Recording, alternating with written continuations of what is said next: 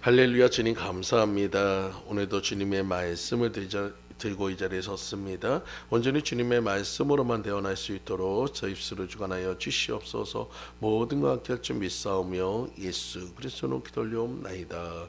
아멘. 우리 앞뒤 사람 옆에 사람 인사 한번 나눌까요? 사랑하고 축복합니다. 사랑하고 축복합니다. 사랑하고 축복합니다. 오늘은 요한복음 2장 1절에서 11절까지 말씀을 중심으로 새 출발 준비가 되었나요? 라는 제목으로 같이 은혜를 나누고자 합니다. 이미 우리가 새해를 맞아서 벌써 일주일이란 시간이 또 지났어요. 거의 12일, 그러니까 1월에 한 10분의 1이 더 지나가는데 3분의 1이 지나가는데, 우리가 이런 순간 속에 우리들 스스로가 아직까지 남아있는 기간 동안에 무엇을 해야 합니까? 준비라는 것을 해야 합니다. 새로운 시간은 언제나 새로운 출발 준비를 하는 시간인 것을 믿으시기 바랍니다. 먼 길을 가는 사람은 장비를 점검해야 합니다. 자동차도 마찬가지예요. 여러 먼 곳을 가기 위해서는 반드시 자동차 정비가 안 돼 있으면 가다가 어떤 문제가 생길 수 있습니다. 군대에서도 장거리 행군할 군인들은 완전 군장을 완벽하게 그것을 갖춰야지만 그 행군을 완성할 수 있습니다. 이제 2024년도라는 우리가 이 한 해를 맞아서 어떻게 보면 먼 거리인 365일이라는 그 거리를 걸어야 합니다. 여러분, 영적인 건강 상태를 점검하고 떠날 준비를 하시는 여러분들 모두 되시기 간절히 축원드립니다. 그래서 바울은 우리에게 이렇게 말씀하고 있어요. 고린도후서 13장 5절 말씀에 너희가 믿음에 있는가 너희 자신을 시험하고 너희 자신을 확증하라. 바로 우리의 영적 상태를 확증해 보라는 거예요. 우리의 영적 상태를 확인해 보라는 거예요. 내가 지금 준비가 되어 있는가를 보라는 것입니다. 준비가 되어 있지 않은 상황에서 나아가게 되면 반드시 거기서 무너지게 되어 있습니다.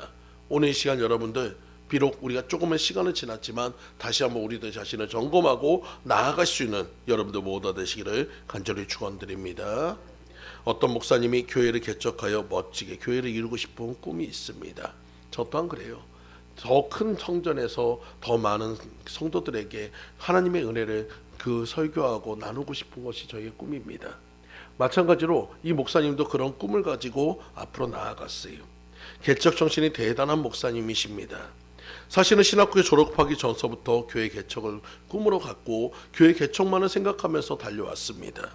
다른 사람 보기에는 아직 교회 개척에 대한 부분이 아직 모자란 것 같은데도 이 목사님은 그 열정만큼은 그 누구보다도 더 뜨거웠어요. 아직 그 모든 상황과 모든 현실적으로 보면 돈도 아직 부족하고 아직 후원자도 없고 또한 그 교회에 같이 할 수 있는 동역자도 없고 그런 부분들 보면은 아직은 교회 개척은 좀 힘들 것 같은데 라고 생각하는데도 오직 그 마음속에는 교회 개척밖에 없습니다. 그래서 날마다 하나님 앞에 기도하기 시작했어요. 근데 현실이라는 장벽에 딱 부딪히고 나니까 이 목사님의 마음도 서서히 꺾여가기 시작합니다. 그러면서 하나님 앞에 기도하기 시작했습니다. 내 마음이 꺾이지 않게 해달라고, 하나님 이 마음을 강하게 해달라고 열심히 기도하는데 어느 날 하나님께서 이런 음성을 주십니다. 너무 개척하지 말고 너 자신부터 먼저 개척해라. 내 자신부터 먼저 개척하라는 거예요. 여러분, 이 음성을 듣고 나서야 비로소 자기 자신을 돌아보게 되었다는 거예요. 앞에 있는 것만 바라보고 달려가려고 했더니 정작 자신은 준비되어 있지 않다는 사실을 알게 되었습니다. 그래서 자신의 것을 다시 한번 돌아보면서 영적인 상태를 점검하고 다시 한번 영적을 갖춘 후에 그가 개척하고 나서 큰 교회 목사님이 되었다고 얘기하는 것이 있습니다. 여러분, 기독교는 남을 변화시키는 종교가 아니라 기독교는 자기 자신을 변화시키는 종교인 것을 믿으시기 바랍니다. 그래서 오늘 바울은 여러분에게 얘기하고 있는 거예요. 너희가 믿음이 있는가 너희 자신을 시험하고 너희 자신을 확증하라고 얘기했습니다. 여러분, 저 사람이 잘못되는 것을 판단하기 전에 먼저 나 자신을 비추는 거울로 바라보시는 여러분들 되시기 간절히 축원드립니다. 오늘 새해를 맞아서 영적인 건강진단을 받고 새롭게 출발하시는 여러분들 모두 되시기를 간절히 축원드립니다. 오늘 말씀은 예수님이 이 땅에서 행하셨던 첫 기적의 이야기예요. 아직 예수님이 그 사역을 시작하지 않은 이야기지만 그래도 여기서는 큰 사역의 큰 것을 이루는 첫 기적이 나타났습니다. 잔치집에 갔을 때 포도주가 떨어졌습니다. 우리가 너무나도 잘 알고 있는 상황이에요. 근데 예수님께서는 뭐라고 얘기합니까? 하인들에게 첫 번째 명령이 도랑어리 6개의 물을 부으라, 그 항아리에 물을 채우라, 그리고 거기서 아구까지 채우라, 그리고 이제는 떠서 연회장에 갖다 주라. 그리고 연회장은 그것을 맛본 후에 10절의 말씀에 이렇게 얘기합니다. 먼저 좋은 포도주를 내고 취한 후에 낮은 것을 내거늘 그대는 지금까지 좋은 포도주를 두었도다. 양질의 포도주로 변화되는, 물이 포도주가 되는 사건을 오늘 본문에 말씀하고 있어요. 근데 여러분, 여기서 중요한 것은 바로 이 정절 예식에 쓰는 돌 항아리 6개라는 거예요. 이스라엘 집들은 집집마다 집 앞에 돌 항아리를 둡니다. 이 돌 항아리 두는 이유는 뭐냐면 이 집안에 들어올 때 손발을 닦고 들어오라는 거예요. 이 이스라엘 기후는 사막 기후이기 때문에 아무리 몸을 갖다 깨끗하게 씻어도 들어올 때는 손과 발이 모래먼지와 온갖 것으로 묻어 있습니다. 그래서 들어올 때는 손발을 꼭 깨끗하게 씻기 위해서 정결의식에 쓰는 돌 항아리를 꼭 두게 됩니다. 그래서 주인은 늘 이 물 항아리를 점검해야 하는 거예요. 물이 있는지 없는지 점검해야 하고, 물이 더러워졌는지 깨끗한지 점검해야 하고, 혹시라도 물속에 벌레가 들어가 있는지 점검해야 합니다. 여러분, 잔치집에 동아리에 6개가 있었지만 그 항아리는 주인이 늘 점검하던, 늘 깨끗하게 관리하던 그런 돌 항아리였다는 것입니다. 바로 마찬가지입니다. 여러분이 준비할 것이 있습니다. 오늘 우리 또한 우리 안에 있는 건강한 돌 항아리 6개를 준비하시는 여러분들 모두 되시기를 간절히 축원드립니다. 그렇다면 우리 먼저 어떤 것을 준비해야 합니까? 첫 번째, 돌 항아리는 예배의 성공자가 인생의 성공자라는 거예요. 건강한 신앙생활 첫 번째 조건은 예배입니다. 하나님께서 우리 인간을 창조하신 목적이 뭡니까? 이사야 선지자를 통해서 이사야 43장 21절 말씀에 이 백성은 내가 나를 위하여 지었나니 나의 찬송을 부르게 하려 하심이라. 바로 예배가 찬송이고, 바로 그 찬송은 바로 예배라는 것이에요. 바로 하나님께서 여러분을 창조하신 목적은 뭡니까? 예배받기를 원하셔서, 찬송받기를 원하셔서, 경배받기를 원하셔서 주님께서 창조하셨다는 것입니다. 여러분, 예배를 중요하게 생각하는 사람이 영적인 사람인 것을 믿으시기 바랍니다. 우리는 하나님의 사람으로서 예배에서 시작하여 예배를 드리다가 하늘나라에 가서도 영원히 예배를 드린다는 것을 믿으시기 바랍니다. 살아있는 사람은 호흡이 끊기지 않는 것처럼 하나님의 사람이라면 예배가 중단되어서는 안 된다는 사실을 믿으시기 바라요. 몽골에서 선교했던 이용규 선교사님이 내려놓음이라는 책이 한때 유행한 적이 있습니다. 그 책에는 이런 얘기가 있어요. 몽골에 있는 한 소녀의 이야기입니다. 여러분, 몽골에 있는 아이들은 대부분 소를 끌고 나와가지고 소를 풀먹이고 소를 이렇게 관리하는 일을 많이 합니다. 그날도 이 아이가 소를 데리고 와가지고 들판에다가 나무에다 메어놓고 잠깐 한눈을 판 사이에 소가 없어져 버렸어요. 그 사실 때문에 이 소녀는 여기저기 찾아다니면서 소를 잃어버렸다고 너무너무 힘들었습니다. 근데 저 멀리서 교회 종소리가 들립니다. 가만히 생각해 보니까 오늘이 수요일이에요. 예배 드려야 할 시간이 있어요. 저녁 예배를 드려야 해요. 어떻게 할까 고민하다가 그래, 하나님께서 내가 예배를 드리면 하나님이 내 일을 해줄 거라고 믿고 그 소녀는 예배를 드리러 그 예배당에 갔습니다. 그리고 예배당에서 열심히 기도하는데 하나님께 기도할 때 눈물이 나기 시작했어요. 소를 잃어버린 것에 해가지고 어머니께 혼날 걸 생각하면서 하나님 앞에 기도하기 시작했습니다. 하나님, 그 소를 찾아달라고 간구하고 기도했고, 선교사님이 그 아이의 그 이야기를 듣고 온 성도가 같이 기도했습니다. 예배가 마쳤을 때 소녀가 나와 보니까 그 교회 앞마당에 소가 와서 기다리고 있다는 거예요. 여러분, 내 삶의 문제와 모든 것을 내려놓으니까 하나님이 일해 주시다는 겁니다. 오늘 여러분들 또한 마찬가지입니다. 문제가 있다고 문제를 쫓아가는 것이 아니라 문제를 주님 앞에 맡길 수 있는 여러분들 되시기 간절히 축원드립니다. 여러분의 예배는 무엇입니까? 하나님께 드리는 거예요. 하나님께 맡기는 거예요. 하나님께 아뢰는 거예요. 하나님을 찾는 거예요. 하나님을 만나는 거예요. 그것이 진정한 예배인 것을 믿으시기 바랍니다. 그래서 여러분들 모두가 예배의 성공자가 되어서 인생의 성공자가 되시기를 간절히 축원드립니다. 하나님은 예배하는 자를 찾는다고 했습니다. 수가성 여인에게 그 얘기를 하고 또한 예배의 성공자가 인생의 성공자라고 말씀하고 있습니다. 오늘 여러분들에게도 똑같은 그 음성이 들려지는 여러분들 모두 되시기를 간절히 축원드립니다. 두 번째 항아리는 헌금의 성공자가 인생의 축복자가 된다는 것이에요. 보물이 있는 곳에 마음이 있고 마음이 있는 곳에 보물이 있다고 했습니다. 특별히 11조는 하나님의 눈여겨보시는 헌금입니다. 드리나 안 드리나 보시는 것이 아니라 축복을 쌓을 곳이 없을 정도로 주시려고 점검하는 헌금이란 것이에요. 여러분, 말라기 3장 8절에서 12절까지 말씀 한번 들어보시기 바랍니다. 사람이 어찌 하나님의 것을 도적질하겠느냐? 그러나 너희는 나의 것을 도적질하고도 말하기를 우리가 어떻게 주의 것을 도적질하였느니까 하나 하도다. 이는 곧 11조와 헌물이라. 너희고 온 나라가 나의 것을 도적질하였으므로 너희가 저주를 받았느니라. 만군의 여호와가 이르노라. 너희의 온전한 11조를 창고에 들여 나의 집에 양식이 있게 하고 그것으로 나를 시험하여 내가 하늘 문을 열고 너희에게 복을 쌓을 것이 없도록 붙지 아니하나 보라. 만군의 여호와가 이르노라. 내가 너희를 위하여 황충을 금하여 너희 토지 소산을 멸하지 않게 하며 너희 밭에 포도나무의 과실로 기한전에 떨어지지 않게 하리니 너희 땅이 아름다워짐으로 열방이 너희를 복되다 하리라. 만군의 여호와의 말이니라. 여러분, 이 말씀 속에서 하나님이 지책하는 말씀만 듣지 마시고 우리를 흥분시키는 말씀이 두 마디가 있어요. 바로 하늘의 문을 열고 복을 쌓을 곳이 없도록 붙는다는 말씀입니다. 결국 이 11조라는 이야기는 돈 이야기가 아니라 바로 여러분을 갖다 향한 축복의 이야기인 것을 믿으시기 바랍니다. 여러분, 어부는 절대로 그물을 팔지 않습니다. 농부는 아무리 어려워도 종자씨를 먹지 않습니다. 화가는 아무리 살림이 어려워도 붓을 꺾지 않습니다. 목수는 망치와 대패를 어디로 가든지 항상 가지고 다닙니다. 마찬가지로 성도는 11조와 헌금은 절대로 건드리면 안 된다는 것이에요. 여러분, 그것은 하나님의 것이기 때문에 구별해야 한다는 것입니다. 그것을 구별할 때 하나님께서 여러분의 모든 것을 채워주시고 여러분의 모든 것을 넘치는 축복으로 쌓을 것이 없도록 채워주시는 하나님의 능력과 은혜가 있음을 믿으시기 바랍니다. 여러분, 몽골이란 나라는 굉장히 목축이 굉장히 많은 나라예요. 근데 어느 날 초신자가 선교사님에게 와서 이렇게 물어봅니다. 선교사님, 11조는 꼭 돈으로만 해야 하는 건가요?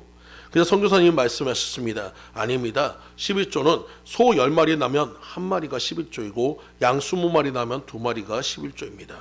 그 성도는 알았습니다. 그러고 돌아갔어요. 근데 그 다음 주에 이렇게 해가지고 왔더니 그 교회 안에 들어왔더니 웬 꼬리꼬리한 냄새가 너무나도 많이 나는 거예요. 이게 대체 무슨 일인가 해가지고 찾아왔더니 그 강대상 앞에 이렇게 자루가 하나 있는데 그 자루는 뭐냐면 소똥을 묶어놓은 자루였어요. 처음엔 너무 황당했어요. 아니, 누가 이렇게 장난을 쳤나 생각했는데 가만히 생각해 보니까 이 몽골은 목축하는 나라이고 몽골에서 겨울 땔감으로 가장 좋은 것이 소똥입니다. 여름 내내 소똥을 말려뒀다가 겨울에 아궁이 난로에 소똥 한 개를 넣어두면 밤새 은은하게 타면서 훈기가 끊이지 않기 때문에 석탄은 금방 타버리고 없어지지만 이 소똥은 굉장히 중요한 비싼 땔감이란 거예요. 그래서 이 농부 입장에서는 자신의 가장 귀한 그 소똥을 갖다가 여기에 11조로 드렸다는 겁니다. 그것을 생각하고 나니까 선교사님은 처음에는 그냥 이상했던 마음을 그냥 하나님께 감사의 마음으로 드렸습니다. 하나님, 그게 축복을 해주세요. 11조에 축복을 해주세요. 하나님, 넘치는 축복으로 채워주세요. 근데 놀라운 일이 그 다음날 온 동네에 있는 소들이 그 사람의 그 앞마당에 가가지고 똥을 다 싸가지고 거기다 똥을 쌓아놨다는 거예요. 여러분, 좀 우리가 생각하면 웃긴 얘기고 좀 황당한 얘기일지 몰라도 하나님은 그 모든 것들을 받고 축복해 주시는 하나님이신 것을 믿으시기 바랍니다. 예전에 제가 극동방송에서 들었던 한 간증 중에서 항상 이런 헌금 이야기를 할 때마다 생각나는 한 간증이 있습니다.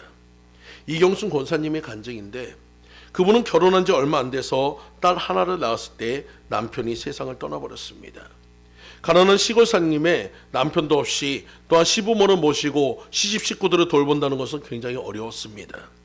하루는 너무 힘들어서 교회 종소리를 듣고 교회를 찾아갔고 그리고 열심히 새벽 기도에 참석하면서 믿음이 자라갔고 찬송을 따라 부르다가 보니까 까막눈이 열려져서 글도 읽게 되었습니다. 하지만 그래도 너무나도 생계가 막막한 상황이다 보니까 어쩔 수 없이 딸을 들쳐업고 밖으로 나와가지고 양평시내에 나와서 집을 구했지만 집이 없어요. 그래서 그 시골교회에 있는 목사님한테 부탁을 해가지고 그 목사님 사택 한쪽 편을 갖다가 얻어서 생활하게 되었습니다. 그러면서 월급을 안 받는 대신에 그냥 그 교회 안에 사찰 역할을 하면서 청소를 하고 그렇게 그 모든 것을 돌보기 시작했어요. 그러면서도 낮에는 밖에 나가서 열심히 자신이 할 수 있는 일들을 하고 저녁에는 청소를 하고 기도를 생활하는 그런 신앙생활을 했습니다. 어느 날 그 교회 안에 있는 꽃꽂이를 하는 것을 보면서 꽃꽂이에 감동이 됐다는 거예요. 그래서 꽃꽂이 하는 집사님 옆에서 같이 꽃꽂이를 하다 보니까 갑자기 이런 소망이 들었습니다. 나도 한번 꽃집을 했으면 좋겠다. 그래서 하나님께 기도하고 열심히 기도하다 보니까 그렇게 넓지는 않지만 조그마한 꽃집을 하게 되었습니다. 그리고 꽃집을 운영하면서 나름대로 그냥 넉넉하진 않지만 그래도 잘 유지해 갈 수 있었어요. 그러다가 그 교회가 두 번째로 이제는 그 교회를 갖다 짓는다는 그런 선포를 하게 되었고 건축 헌금을 드려야 할 상황이 되었어요. 그때 이 집사님도 뭔가를 하고 싶은데 자신은 자기가 가지고 있는 것이 너무 없어서 하나님 어떻게 할까요? 나도 드리고 싶은데 어떻게 할까요? 기도하는데 하나님께서 갑자기 그의 마음에 50만 원이라는 작정 헌금을 주었습니다. 여러분, 당시 1970년대에 50만 원은 굉장히 큰 돈입니다. 당시 그 교회에서 가장 부유하다는 장로님이 80만 원 작정 헌금을 했을 정도로 이 집사님 입장에서는 도저히 감당할 수 없는 금액이에요. 근데도 그 금액을 드리겠다고 작정하는데도 이 마음이 너무너무 평안하고 기쁘더란 것입니다. 근데 그 이야기를 듣고 많은 성도들이 뭐라고 합니까? 야, 저 사람이 미쳤구나. 지가 가진 게 뭐가 있다고, 집이 있어, 돈이 있어, 뭐 넉넉하지도 않은 사람이 뭔 그렇게 해가지고 해가지고 작정 헌금하냐고, 그 헌금하는 게 장난이냐고 온갖 사람들의 비난이 있었지만 그래도 그 집사님은 주님 앞에 기도했습니다. 하나님이면 하실 것을 믿습니다. 내가 할 수 있게 해달라고 기도했어요. 근데 여러분, 하나님은 얼마나 놀라우신 분인가. 그 몇 평 되지도 않는 그 작은 꽃집이 그 지역이 돼서 가장 좋은 꽃집으로 소문이 나서 많은 사람들이 계속해서 들어오게 되었고 자신이 작정했던 헌금 이상으로 헌금을 드리고 자신이 원했던 집도 사고 땅도 사고 그 모든 그 교회에서 가장 헌금을 많이 하는 권사님이 되었다는 거예요. 오늘 여러분도 마찬가지입니다. 여러분, 우리는 헌금이라는 얘기를 하면 사람들이 많이 닫아버려요. 헌금이라는 얘기하면 사람들의 마음이 닫혀져요. 여러분, 이것은 우리가 돈 얘기가 아니고 축복의 얘기인 것을 믿으시기 바랍니다. 하나님은 가난하신 분이 아니에요. 하나님은 모자라신 분이 아니에요. 여러분들이 잘 되길 원하시는 분인 것을 믿으시기 바라요. 여러분, 우리의 생각을 바꾸시기 바랍니다. 오늘 하나님이 여러분에게 그것을 주는 것, 마중물로 종자씨로 여러분의 풍성하게 얻게 하기를 위해서 하나님께서 말씀하신 것을 믿으시기 바랍니다. 그 돌 항아리를 채우시기 바랍니다. 아구까지 채우시는 여러분들 모두가 되시기를 간절히 축원드립니다. 그래서 여러분들 모두가 헌금의 성공자로 인생의 성공자가 되시기를 간절히 축원드립니다. 세 번째, 도랑하는 기도의 성공자가 인생의 승리자가 된다는 거예요. 기도하는 사람은 반드시 인생의 승리자가 될 것을 믿으시기 바랍니다. 저는 기독교를 기도교라고 얘기할 수 있어요. 여러분, 우리 기독교는 기도로 시작해서 기도로 끝나야 합니다. 모든 것의 시작은 주로 시작해서 주로 끝나듯이 여러분, 우리는 그 주님을 만날 수 있는 것은 기도밖에 없습니다. 그래서 여러분들 모두가 기도하는 데 애를 쓰는 여러분들 모두가 되시기를 간절히 축원드립니다. 이 세상에서 가장 큰 사람은 기도하는 사람입니다. 기도는 하나님의 능력을 비는 쓰는 것이기에 큰 능력으로 일할 수 있음을 믿으시기 바랍니다. 그렇게 기도하는 사람은 반드시 승리할 수밖에 없음을 믿으시기 바라요. 오늘 여러분 기도했는데 일이 안 풀어졌다고, 오늘 기도했는데 응답이 안 된다고 실망하지 마세요. 여러분, 결과적으로는 여러분들 반드시 승리하게 될 것을 믿으시기 바랍니다. 루터는 이렇게 얘기했습니다. 가장 작은 인간이라고 무릎을 꿇고 있으면 가장 강한 사람이 된다. 가장 약한 기도라도 가장 강한 마귀를 이길 수 있다. 또 필립 브루스는 이렇게 얘기했습니다. 능력에 맞는 일을 구하지 말고 일에 맞는 능력을 달라고 기도하십시오. 그 일에 맞는 능력이 기도로 임하면 반드시 승리할 수 있습니다. 오늘 여러분들 모두가 기도하는 사람이 되시기 바랍니다. 그래서 여러분들 모두가 승리하는 여러분들 모두가 되시기를 간절히 축원드립니다.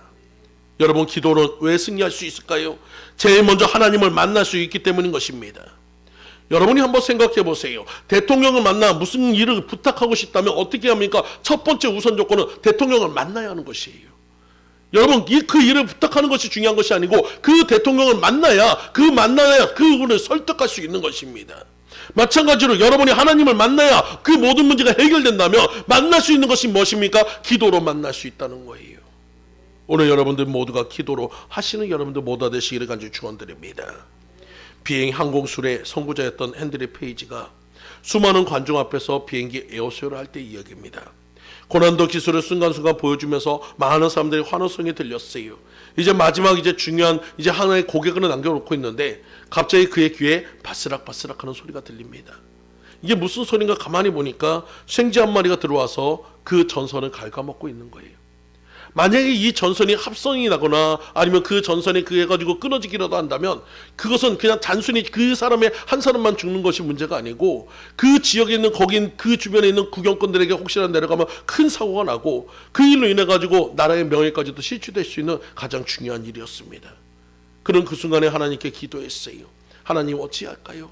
하나님 어떻게 할까요? 하나님 이 문제를 어떻게 돌파할까요? 그때 하나님께서 독수리가 날개 치며 올라가라고 합니다. 그렇지, 올라가자. 그래서 그는 고도를 최대한 높였습니다. 최대한 높이다 보니까 어느 순간 바스락거리는 소리가 들리지 않아요. 왜냐하면 이 생쥐가 산소가 부족해서 죽어버렸습니다. 그 일로 인해 가지고 그는 하나님께 영광을 돌릴 수 있었어요. 여러분 마찬가지예요. 문제가 있을수록 우린 높이 올라가야 합니다. 여러분 하나님께 더 가까이 가야 합니다. 그럴 때 여러분의 문제가 해결될 수 있음을 믿으시기 바랍니다. 모세가 기도함을 통해서 하나님을 만났을 때 이스라엘의 역사는 달라졌다는 것을 믿으시기 바랍니다. 마르틴 루터가 기도로 하나님을 만났을 때 로마 카톨릭이 흔들렸다는 사실을 믿으시기 바랍니다.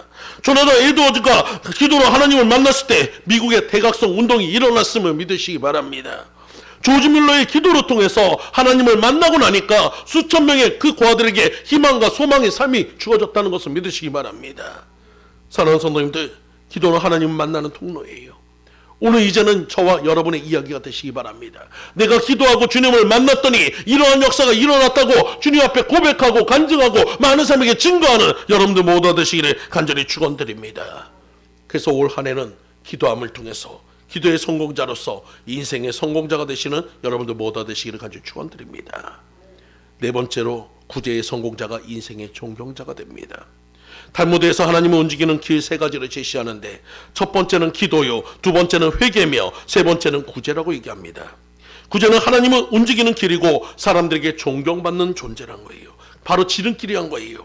예수께서 율법을 다 지키고 착실하게 산 청년이 예수님께 나와가지고 내가 구원받을 수 있는 방법에 대해서 물어봤을 때 예수님께서 이렇게 얘기합니다. 내 소유를 모든 것을 가난한 자들에 주고 너는 나를 따르라고 했을 때 그가 심히 고민하고 떠나갔다고 얘기합니다. 예수님은 온전하고자 하면 구제하라고 얘기했어요. 남을 구제할 수 있다는 것은 온전의 조건인 것을 믿으시기 바랍니다. 남의 아픔을 내 아픔을 여길 수 있는 사람만이 온전한 이들이란 것입니다. 온전한 이들은 사람들에게 존경받게 된다는 것이에요. 오늘 여러분들이 그 구제를 할 때 여러분 기쁜 마음으로 하는 그 구제 속에 하나님의 인정하심이 있고 하나님의 높이심이 있음을 믿으시기 바랍니다. 그래서 구제의 성공자가 인생의 존경자가 될 수 있음을 믿으시기 바랍니다. 다섯 번째로 봉사의 성공자가 인생의 격려자가 됩니다. 봉사는 아름다운 것이에요. 사람이 한 번 죽는 것은 정한 것이지만 죽은 후에는 반드시 심판이 있다고 했습니다.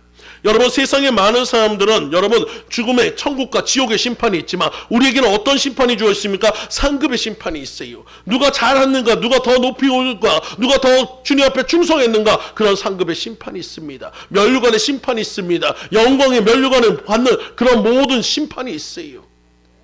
여러분 그것은 우리가 심판이라고 하지만 사실은 시상시라고 보면 됩니다. 한번 생각해 보세요. 여러분이 다 있을 때 예수님이 나와서 이렇게 얘기합니다. 어부하다가 예수님을 만나 전도 많이 한 상을 받을 베드로는 앞으로 나오라 해가지고 그에게 면류관을 줍니다. 또 고레 뱃속에 들어가서 굴하지 않고 끝까지 승리하고 니네 성에 복음화 시킨 공로상을 받을 요나는 앞으로 나오라 그러면 그 또한 상을 받습니다. 자녀가 다 죽고 병이 나고 아내까지 도망갔어도 잿더미에 앉아서 기도하면서 믿음을 지킨 욥에게도 그 모든 상급이 주어집니다. 그리고 아들을 죽이려고까지 하면서 하나님을 사랑한 아브라함에게도 그 모든 상급이 주어집니다. 그런 그 자리에 우리가 그 자리에 쓴다는 거예요. 여러분 그 자리에 그들과 동일하게 같이 그 자리에 설 수 있다는 거예요. 영광의 면류관을 받는 시상식이 우리들 앞에 펼쳐져 있다는 사실을 생각만 해도 여러분 우리 가슴이 뛰지 않겠습니까? 여러분 우리는 그것을 위해 달려가는 거예요. 세상의 영광이 아니어도 세상의 그 모든 부유함이 아니어도 우리는 영광의 면류관을 받고 영원한 천국에서 누릴 삶을 생각하며 달려가시는 여러분들 모두 되시기를 간절히 축원드립니다. 그래서 베드로전서 5장 1절에서 2절 말씀에 너희 중 장로에게 고난하노니 나는 함께 장로된 자요 그리스도의 고난의 증인이요 나타난 영광에 참여할 자로다. 너희 중에 있는 하나님의 약물을 유치되 부득이함으로 하지 말고 오직 하나님의 뜻을 쫓아 자원함으로 하라라고 얘기했어요. 여러분 봉사는 억지로 하는 것이 아닙니다. 봉사는 억지로 한다고 하나님이 기뻐하지 않아요. 자원하는 마음으로 할 때 하나님이 받으시고 자원하는 마음으로 할 때 하나님께서 기뻐하시며 자원하는 마음으로 할 때 하나님께서 모든 것을 열어주실 것을 믿으시기 바랍니다. 하나님은 봉사하는 사람을 원하고 있어요. 오늘 여러분들이 봉사의 성공자로 인생의 격려자가 되시는 여러분들 모두 되시기를 간절히 축원드립니다. 마지막 항아리는 전도의 성공자가 인생의 완성자가 된다는 거예요. 여러분, 개 훈련의 완성은 3일간 굶긴 후에 고기를 던져놓고 주인이 먹으라 할 때까지 기다리는 것이 완성입니다. 여러분, 일본에서 바둑을 스승이 제자에게 가르칠 때 스승을 이기면 그때 그 스승이 얘기합니다. 나를 떠나라. 더 이상 가르칠 것이 없다. 너는 내게 가르쳐준 은혜를 갚았다. 스승을 이기는 것이 승리라고 얘기합니다. 신앙생활의 완성은 바로 전도입니다. 여러분, 에레미야 20장 9절 말씀에 내가 다시는 여호와를 선포하지 아니하며 그 이름을 말하지 아니하리라 하면 나의 중심이 부르는 것 같아서 골수에 사무치니 답답하여 견딜 수 없나이다. 여러분, 전도하지 않고는 우리 마음에서 뜨거운 열정이 없어질 수가 없다는 거예요. 여러분, 내가 주님을 사랑한다면 전도하게 돼 있는 것을 믿으시기 바랍니다. 주님을 증거하는 자라면 주님을 전하지 않고는 못 사는 것을 믿으시기 바랍니다. 오늘 여러분들에게 그런 은혜가 있기를 간절히 축원드립니다. 어떤 믿음이 좋았던 청년이 친구들과 등산에 갔습니다. 산 중턱에 있는 절에 갔어요. 절에서 물을 마시다가 우연히 스님을 만나게 됐는데 갑자기 그 스님에게 전도하고 싶은 뜨거운 마음이 생겼습니다. 그래서 스님에게 종교에 대한 관심이 많아서 얘기를 나누고 싶습니다 해가지고 두 분이 절에 들어가서 이야기를 하기 시작했어요. 스님이 불교 신자 하나가 생겼다고 좋다고 생각하면서 얘기를 했지만 나중에 얘기를 듣다가 그 청년이 이렇게 얘기합니다. 스님, 아무리 봐도 문제가 있네요. 스님은 참 훌륭하신 것 같은데 종교를 잘못 택하신 것 같습니다. 교회를 꼭 다녀보세요. 그리고 그렇게까지 얘기했지만 이 스님은 화내지 않고 나무아미탑을 관세음보살만 계속해서 중얼거립니다. 절을 나오면서 그 스님한테 또 이렇게 얘기했습니다. 스님, 꼭 예수 믿으세요. 그리고 내려가자마자 그 절에 있는 그 스님한테 편지를 썼습니다. 스님, 예수 믿으세요. 제가 기도할게요. 그저 이 스님께서는 장난으로 생각하고 막 그거 갖다 편지를 찢어버렸습니다. 근데 일주일마다 편지가 들어와요. 계속 똑같은 내용의 편지가 오니까 나중에는 그것을 찢다가 나중에는 의뢰의 그 편지를 기다리게 됐습니다. 그리고 그 편지가 2년 가까이 오는 것을 보고 그는 생각하기 시작했습니다. 이거는 뭔가 나에게 뭔가 변화가 있는 것. 이거는 단순히 장난이 아니구나. 무엇이지? 그럼 하나님이 나를 찾는 것인가? 그의 마음의 변화가 시켰어요. 그래서 그는 그에게 편지를 썼습니다. 한번 만납시다. 며칠 후에 빵집에서 그 청년과 만났는데 그날 그 청년이 이런 얘기합니다. 스님, 오늘 잘 만났어요. 오늘 저녁부터 부흥회가 있는데 스님, 우리 나와 같이 부흥회를 갑시다. 그래서 스님이 얘기합니다. 아니, 내가 승복을 입고 있는데 어떻게 가면? 아니, 괜찮아요. 가셔도 돼요. 그래가지고 그 청년에 따라서 부흥회라는 곳에 가지고 교회 뒷자리에 앉았습니다. 부흥 강사 입장에서는 너무 황당했어요. 갑자기 부흥회를 가기 위해서 설교를 하겠다고 올라왔는데 저 뒤에 누가 앉아 있어요? 스님이 앉아 있어요. 스님이 앉아 있으니까 너무 이걸 뭐라고 전할 수도 없고 여하튼 모르겠다. 하나님께서 하실 걸 믿고 그냥 말씀을 막 증거했습니다. 열심히 말씀을 증거하시다가 갑자기 담대하게 이렇게 선포했습니다. 지금 이 시간 예수님을 자신의 구주로 영접하기 원하시며 앞으로 나오시기 바랍니다. 근데 여러분, 놀라운 일이 그 말씀을 듣고 있던 스님이 그 자리에서 일어나서 앞으로 나왔고 그는 그 순간 하나님을 믿는다고 고백했고 그는 그 모든 것에서 주님을 온전히 영접하고 그리고 그 절을 떠나서 목사님이 되어서 스님만을 전도하는 유명한 목사님이 되었습니다. 오늘 여러분도 마찬가지예요. 전도는 우리의 생각이 아닙니다. 하나님의 생각입니다. 여러분, 하나님의 명령입니다. 여러분, 상황과 조건에 따라 하는 것이 아니라 하나님의 감동이 될 때 여러분 전도하시는 여러분들 모두가 되시기 바랍니다. 이제 여러분들에게 묻습니다. 이제 우리 새해를 맞았어요. 2024년에 하는 새해를 맞았어요. 여러분들 새 출발 준비가 되었나요? 새 출발을 점검해야 합니다. 여러분들 스스로 여러분 안에 있는 6개의 항아리를 올해 다 채워서 하나님께서 나의 항아리가 다 채워짐을 통해 내가 변화되고 아름다운 주님께서 원하시는 포도주로 변화되는 여러분의 삶이 되시기를 간절히 축원드립니다. 다시 한번 말씀드립니다. 예배의 성공자가 인생의 성공자입니다. 헌금의 성공자가 인생의 축복자가 됩니다. 기도의 성공자가 인생의 승리자가 됩니다. 구제의 성공자가 인생의 존경자가 됩니다. 봉사의 성공자가 인생의 격려자가 되며 전도의 성공자가 인생의 왕성자가 될 것을 믿고 따라가시는 여러분들 모두 되시기를 간절히 축원드립니다. 다 같이 기도드리겠습니다. 할렐루야. 주님 감사합니다. 오늘 우리가 우리 안에 있는 돌 항아리 6개에 물을 채우기 원합니다.